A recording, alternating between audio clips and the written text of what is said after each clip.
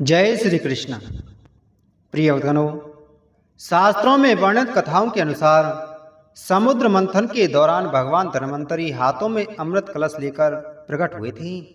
जिस तिथि को भगवान धन्वंतरी समुद्र से निकली वह कार्तिक मास के कृष्ण पक्ष की त्रयोदशी तिथि थी। भगवान धन्वंतरी समुद्र से कलश लेकर प्रकट हुए थे, इसलिए इस दिन इस अवसर पर बर्तन खरीदने की परंपरा चली आ रही है। भगवान धन्वंतरी को विष्णु भगवान का अंश माना जाता है और इन्होंने ही पूरी दुनिया में चिकित्सा विज्ञान का प्रचार और प्रसार किया।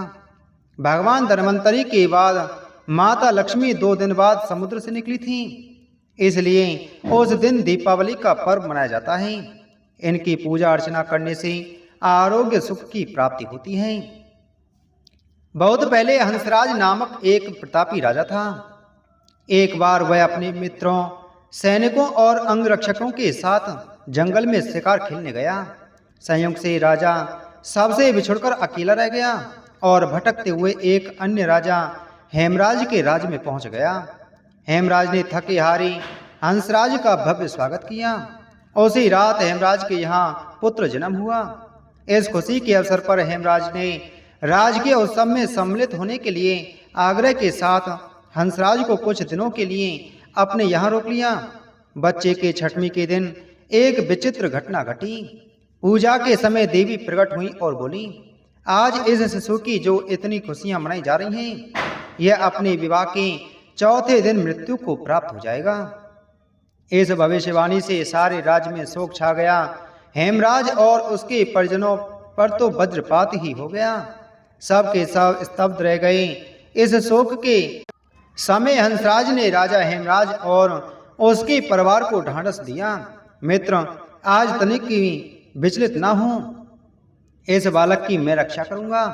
संसार की कोई भी शक्ति इसका बाल विवाह का नहीं कर सकेगी। हंसराज ने यमुना के किनारे एक भूमिगत किला बनवाया और उसी के अंदर राजकुमार के पालन पोषण की व्यवस्था कराई। इसके अतिरिक्त राजकुमार की प्राण रक्षा के लिए हंसराज ने स्वयं ब्राह्मणों से अनेक तांत्रिक अनुष्ठान, यज्ञ, मंत्र जाप आदि की भी व्यवस्था करा रखी थी। धीरे धीरे राजकुमार युवा हुआ। उसकी सुंदरता एवं तेजस्विता की चर्चा सर्वत्र फैल गई। राजा हंसराज के कहने से हेमराज ने राजकुमार का विवाह भी कर दिया। जिस राजकुमारी से युवराज का विवाह हुआ था वह साक्षात लक्ष्मी लगती थी। ऐसी सुंदर वर वधू की जोड़ी जीवन में किसी ने न देखी थी। विधि का विधान, विवाह के ठीक चौथे दिन यम के दूत राजकुमार के प्राण हरण करने आ पहुंचे। अभी राज्य में मांगलिक समारोह ही चल रहा था। राज परिवार और प्रजाजन खुशियां मनाने में मग्न थे।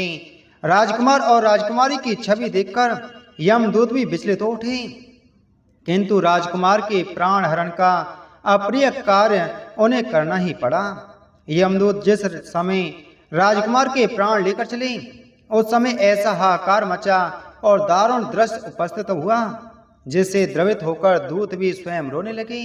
इस घटना के कुछ समय पश्चात एक दिन यमराज ने प्रसन्न मुद्रा में अपने दूतों से पूछा, दूतों, तुम सब अनंत काल से पृथ्वी के जीवों का प्राण हरण करते आ रहे हो, क्या तुम्हें कभी किसी जीव पर दया आई है और मन में यह विचार उठाए कि इसे छोड़ देना चाहिए? यम के दूत एक दूसरे का मुंह देखने लगे। यमराज ने उनके संकोच को भांपकर उन्हें उत्साहित किया, झिझको मत, अगर ऐसा प्रसंग आया हो तो निर्भय होकर बताओ। इस पर एक दूत ने सिर झुकाकर निवेदन किया, मृत्युदेव, ऐसे प्रसंग तो कम ही आए हैं, किंतु एक घटना अवश्य हुई है जिसकी स्मृति मुझे आज भी बेहवल कर देती है।